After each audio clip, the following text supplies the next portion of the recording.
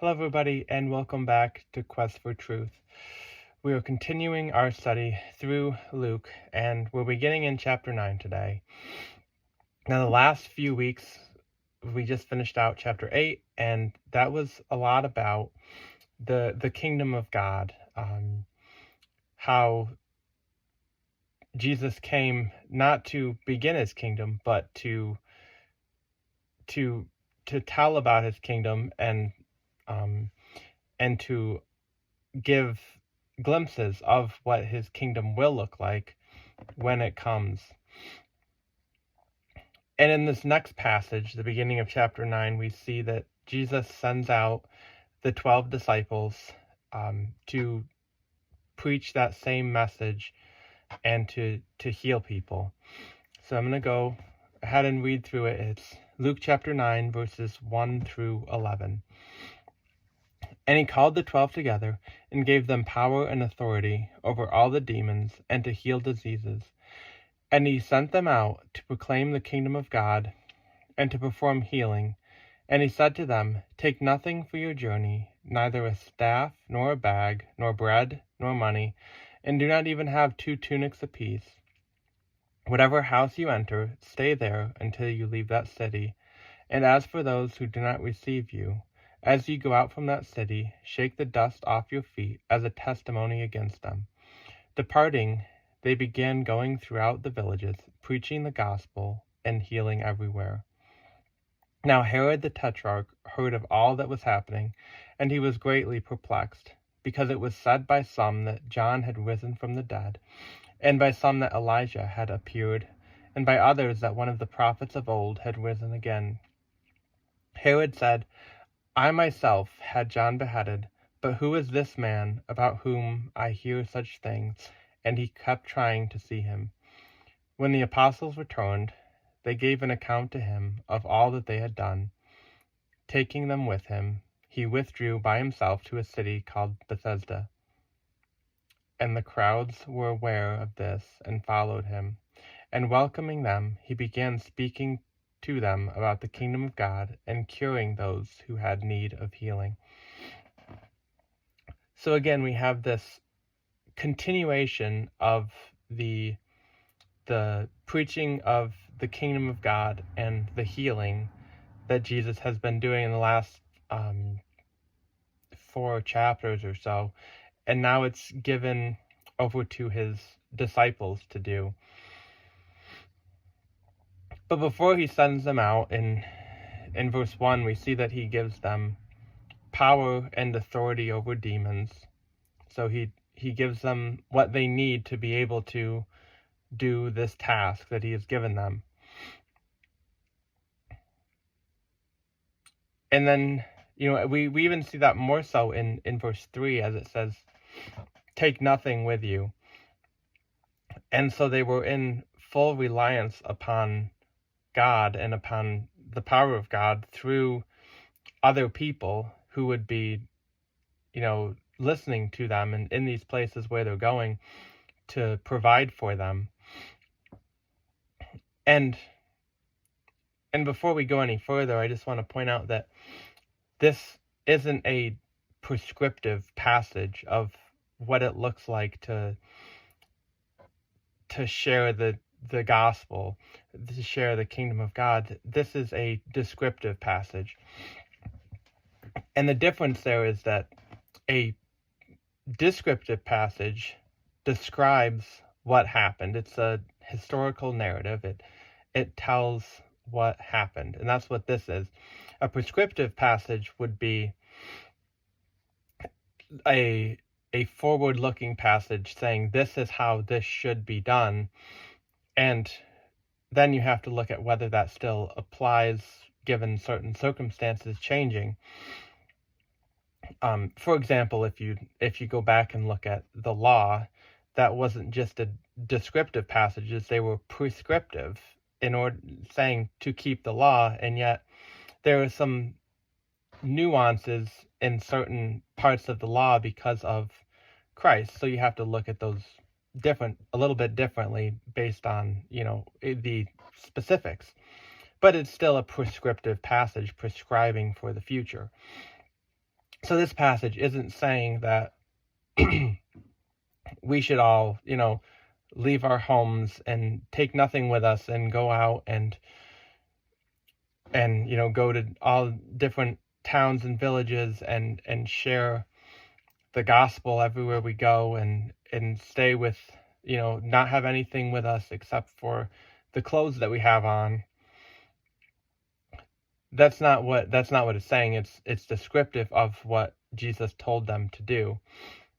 And they weren't gone, it doesn't say here how long they were gone, but presumably they weren't gone for an awfully long time, possibly, weeks, months maybe, but in Jesus's ministry was, not so long, but 3 or 4 years. And so to take a big chunk out of that is a, doesn't seem right. So it's probably maybe weeks, maybe months, but not a very long time. And so again, this isn't something that should be looked at as, hey, we need to do this because this is what Jesus says. No, it's descriptive of what Jesus told his disciples to do at that time. And we can still take from it, that the idea of the reliance on God for their needs, we can still take that, what that looks like in our lives today. God has given us everything that we do have. And so we can rely on him for not just what we have, but what we need and what we don't have that we do need. So there's still that thread of reliance on God through this passage that's applicable to us today.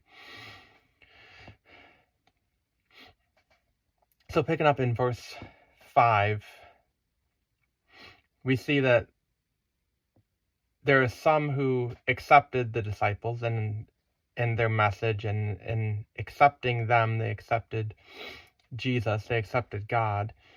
And there were some who didn't accept them, who rejected them, and in so doing, rejecting God himself. And the disciples were told to shake the dust off their feet, which was really a symbolic gesture, symbolizing the testimony against them, that because they rejected these disciples who had the message of the kingdom of God, they were also rejecting God. So they went, the disciples left Jesus and went throughout the villages, preaching the gospel and healing everywhere. Now, if you read it quick, you might kind of miss it. And I've kind of already done it a little bit, but if you go back to verse 1, or verse 2 rather, he sent them out to proclaim the kingdom of God. And then in verse 6, they went out everywhere preaching the gospel. And so those two things might seem like they're different. Well, one is the proclaiming the kingdom of God, and the other is preaching the gospel. But really, they're the same thing. Proclaiming the kingdom of God is preaching the gospel. And I think today, we kind of have a pretty good understanding of that, because we're past the crucifixion of Jesus. So when we look back at the gospel, we see the kingdom of God, how that is coming. But at this point, when we're looking at Luke here, and again, Luke was written after, so as Luke is adding certain things that weren't said by Jesus specifically, he's able to look at it through the lens of post-crucifixion time. But at the time, it was to Israel, they were proclaiming the kingdom that was promised. As we've talked about, the kingdom of God was promised to Israel, that a king would come and rescue the people, rescue the nation, and that he would begin a kingdom and that he would reign forever on the throne of David. And yet then we have at the close, they were preaching the gospel. And so the gospel is that Jesus came, that Jesus died because we are sinners, and that we can't have a right relationship with God. Essentially, we can't be a part of the kingdom of God as we are because we're sinful and we're evil, wicked people without Jesus.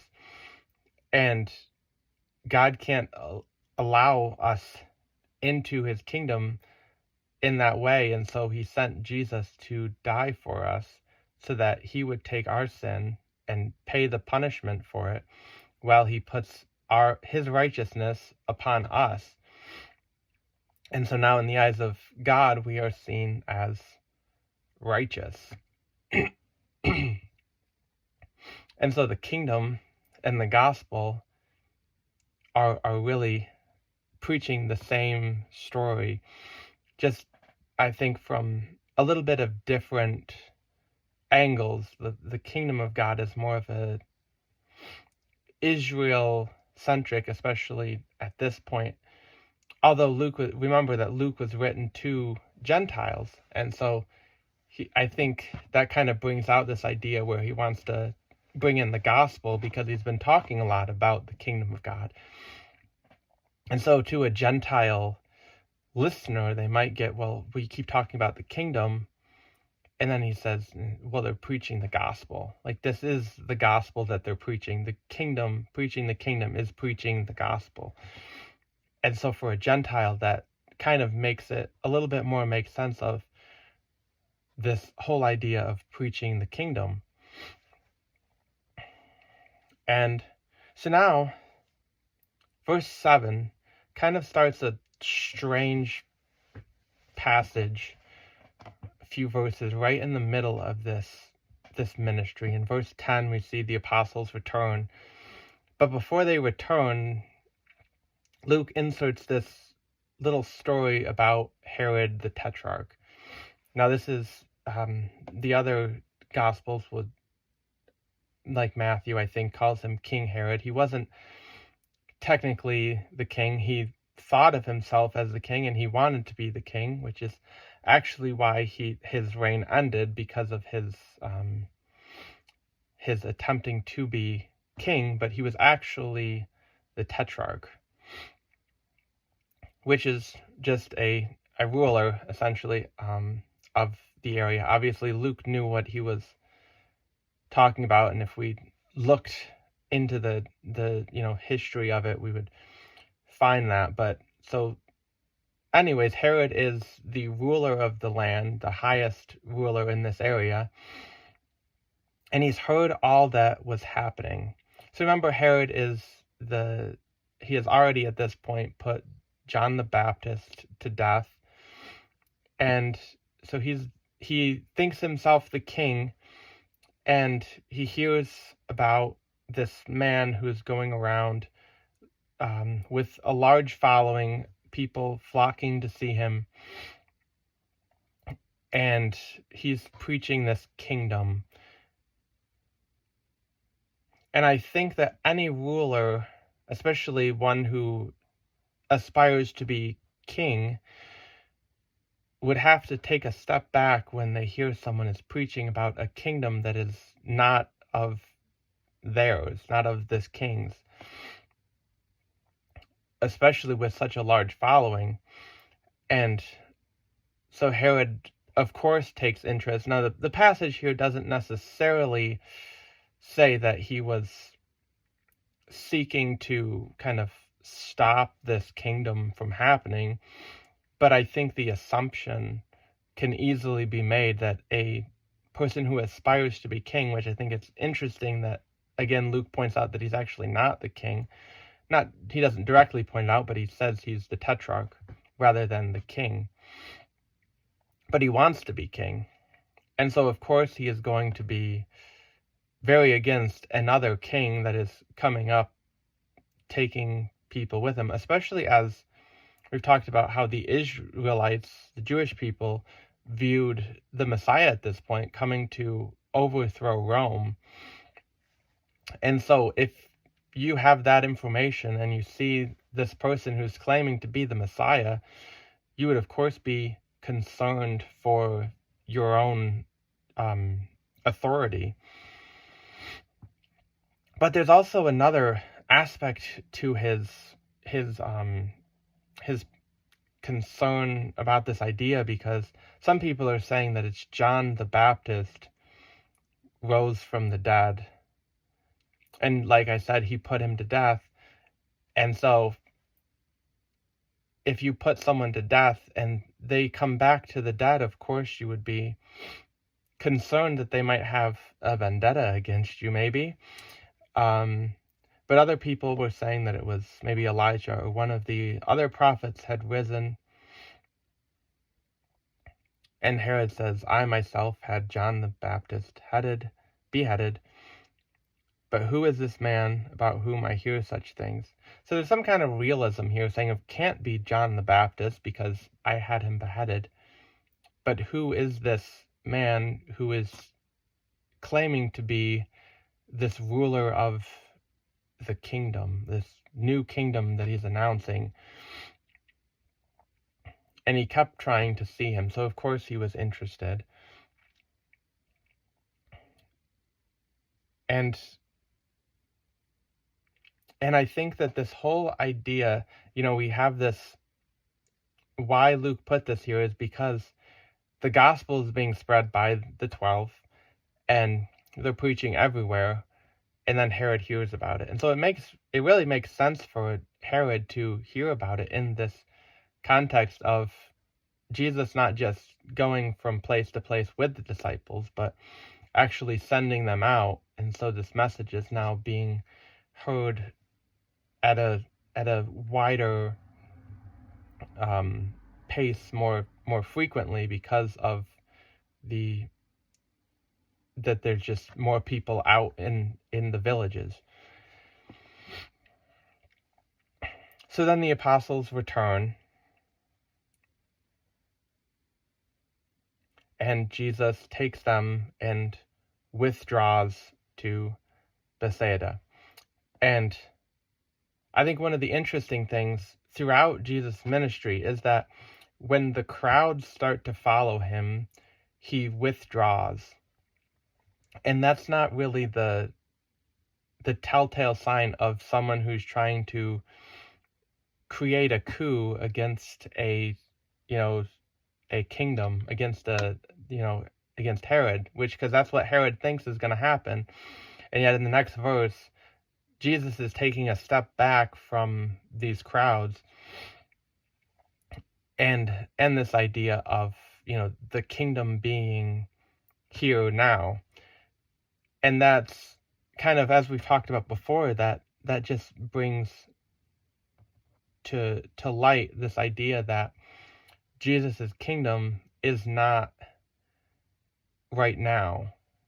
Jesus's kingdom that he's proclaiming, that the disciples are proclaiming, isn't currently coming into effect, but it is for the future. He keeps withdrawing.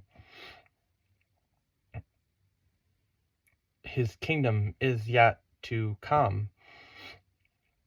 And again, because when you go back to the gospel, he has another mission to complete before the gospel comes, because if the gospel came, there would be no one in the kingdom without Jesus's sacrifice. But the crowds, they continue to follow him as they've always done. And Jesus continues to speak about the kingdom of God and to cure those who need healing. As he's done, and as he sent the disciples out to do, he continues to preach the kingdom and to heal those who need help. And that's our passage for today. So we'll see you next week as we look at the next passage here in Luke.